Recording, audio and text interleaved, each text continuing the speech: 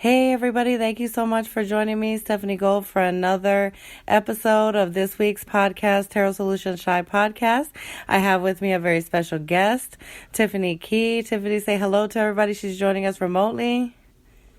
Hi, everybody. Thank you so much for joining us. I'm super excited. Can you just share a little bit with everybody your background, what brought you, because the podcast is regarding spirituality, paranormal, all of that. So kind of what brought you to this place in life and kind of what did you have to share with us? I know you were Tiffany's a expert in astrology, you guys.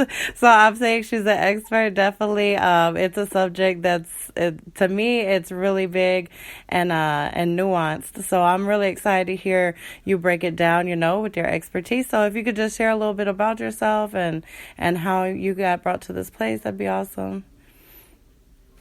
Okay, yeah. So thanks for having me. So excited to be on your podcast.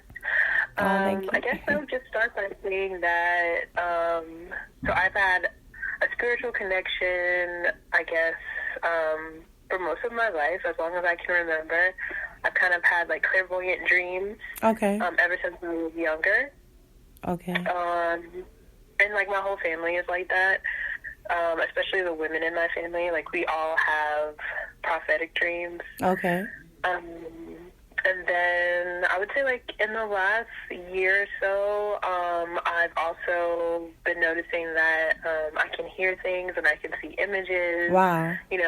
Not just when I'm sleeping, but when I'm awake. Okay. So I guess I'm getting, a little bit of, mediumship skills, and clear audience is coming in. And so it's just been really fun to kind of explore all of that. So you've had a busy year then. Yes. Okay. So what brought you to the study of astrology?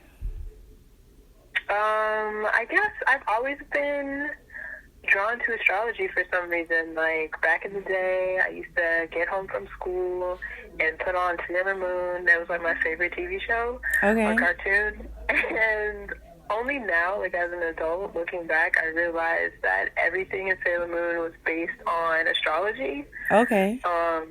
Yeah, it's kind of funny.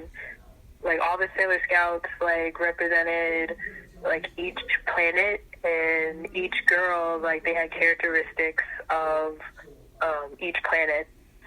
So, when I look back at that, maybe I was, getting myself ready for, studying astrology. Yeah. I had no idea because I've heard of that show, but I didn't know that it was like that. I'd never seen it, so I didn't know that it had ties to astrology. That's awesome. Yeah, it was really cool to realize that as I got older. So basically this past year, as everything have you started developing your gifts and everything, what drew you to astrology to say that you wanted to, was it hard to learn as a practice? Because I know that a lot of people think about it as their daily, horoscope and their sun sign, but all the houses, once you start getting into it, it's really deep. So, I mean, was that something that was a deterrent to you at first, or you felt like it was a lot to learn, or did you just jump in there? I mean, how do you commit all that to memory, all the different planets that can be in the different houses? I mean, that's a lot. Yeah, it can be a lot, but I guess just start small. The first thing is that if you're doing a birth chart or something like that, there are 12 houses, and there are 9 major planets, basically, or luminaries, as they're called. And basically, if you can memorize those things, the planets and the houses, then everything else, it gets a little bit easier after that. I mean, it is really involved, and there's a lot of information. And I, almost every day, I find out something new about astrology. Right. But, I've always liked puzzles and figuring out things, and I just feel like astrology is a big puzzle. It's or a different language almost. You can learn, like I said, if you learn the planets, then you understand how they interact with each other, and then you can understand how people will interact based on where their planets are. So it just opens up like a really big world once you learn like part of it. It's like you have the key to understanding other stuff. Right, definitely. I mean, so I hear a lot of people say, especially now, it seems like this year it's been like retrograde after retrograde and all the eclipses. Supposedly we were going to have like a solar eclipse and a lunar eclipse in this month, I believe. So what is your take on that? Is it inordinately active right now in this year, or is it just people are becoming more aware of it and they're sharing more things on social media regarding astrology, or is it actually popping right now, like a little more? I think it's both. I think people are more, like, this generation is more aware of astrology. And so you do see it on social media more, but also this year, like 2020, is a really big year as far as like retrogrades go, and like massive conjunctions. Like we'll have 3 Mercury retrogrades this year, which is normal for a year. We are also currently right now in a Venus in retrograde, which happens about every 18 months. So, Okay. and then, like, Saturn is in retrograde right now. Jupiter is about to be in retrograde in like a week or two.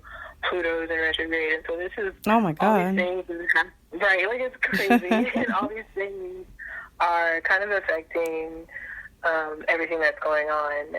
So, just for example, like, Mercury... Okay, so the closer that a planet is to the sun, the more it will affect people. Okay. Individually. So Mercury is very close to the sun and Venus is very close to the sun. So when those go into retrograde, you can feel it in like your everyday life. When planets like Saturn and Neptune and Pluto, which are in retrograde right now or about to be, those are further away from the sun. So the way that those affect us, it's really about society as a whole. So because those planets, those faraway planets are in retrograde, that's why you're seeing, like, people all over the world, like, changing their views about stuff, standing up for inequality, like, really big changes happening in the world because of those planets that are far out are affecting, like, our whole generation and our whole life and how everybody's seeing the world. Wow. Okay. So yeah, definitely it's what is, as far as the eclipses, does that have, what type of reverberation does that have in society and people, or does it? Yeah, so this month, June, is really special because we're going to have 3 separate eclipses that happen, and that's very rare. Normally you might get like 1 in a month or something like that, or like 1 every couple months. And so we're going to have 3 this month, so that's a big deal. And normally when a lunar eclipse happens, it affects you on a personal level. Okay. I mean, they all affect you on a personal level, but anything having to do with the moon is about, like, your feelings and your intuition and your emotions. Okay. So when you have a lunar eclipse, that kind of affects, like, how you feel about things that are going on within yourself. When you have a solar eclipse, the sun kind of represents your ego, or how you communicate with people with other people. So when you have a solar eclipse, that's going to really, like, make you question your interactions with other people. So it's less emotional. It's, like, more about communication and, like, how you deal with other things. Okay. More external. So yeah. I wanted to ask, is there, because I always feel like, I know a lot of people, I was talking about this to someone the other day, but a lot of people like to work with the moon, and they they focus on the moon a lot as a part in their spiritual practice. And for me, I always kind of felt like the opposite. Like, I love the moon, but there's something that really attracts me to the sun. And so, like, a lot of times when I wake up, I'll pray, facing towards the sun. And when I meditate, I do like meditations on the sun, and something about that energy is just really powerful to me. So what difference does it have, someone who might be more, like, pulled towards the moon, and someone who might be more attracted towards the energy that the sun gives? I mean, it's interesting that you say that, because I know that you are a Leo, and Leo is ruled by the sun, so that might be why. Yeah, it might be why you actually feel more comfortable, like, praying, like, in the sunlight and and being drawn to the sun. Lunar qualities are really important. Even like Vedic astrology, which is really huge. It's been around longer than Western astrology, obviously. From India, right? Yeah, it originated in India. Okay. And so in Vedic astrology, they use your moon sign rather than your sun sign. So, like, if you're born a Leo, like, that doesn't matter as much as what your moon sign is. Okay. I think it's more important, and that it can really, like, tell you what's going to go on more in your life than your sun sign. So, I guess it just really depends on the person, whichever one that they identify with more. But I don't think anyone is better than any other. Okay. No, that's really interesting. Now that I'm seeing how deep that it goes, so what do you do readings for people? Because we're wrapping up now, but I wanted to see a little bit, what do you offer? I know that you do the tarot readings, also astrology readings. What do the astrology readings entail? So I can do birth chart readings, kind of tell you a little bit more about your personality, things you might not understand about yourself. And also a really good tool would be solar returns. So you can basically use astrology to find out what kind of things you might experience in the upcoming year. And you can kind of use that to, just make better choices about what you're going to go through, what's going to happen to you. So that's what I try to use astrology for, and like to do that for other people. Definitely, and I love how you focus it on it's a tool for guidance, to empower the people instead of, I'm grouchy because I'm a Pisces or whatever. I really like that. Well, don't use it as an excuse to be a bad person. Use it as motivation to be a better person.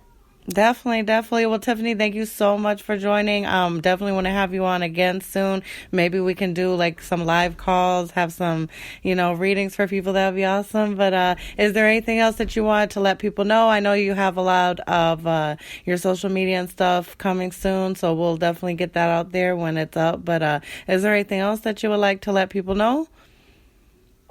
Just look both ways before you cross the street. That's it. Okay, well, thank you so much, Tiffany. I appreciate you being on, and thank you guys for listening. Tiffany, thank you so much. Oh, no problem. I'm glad to be here.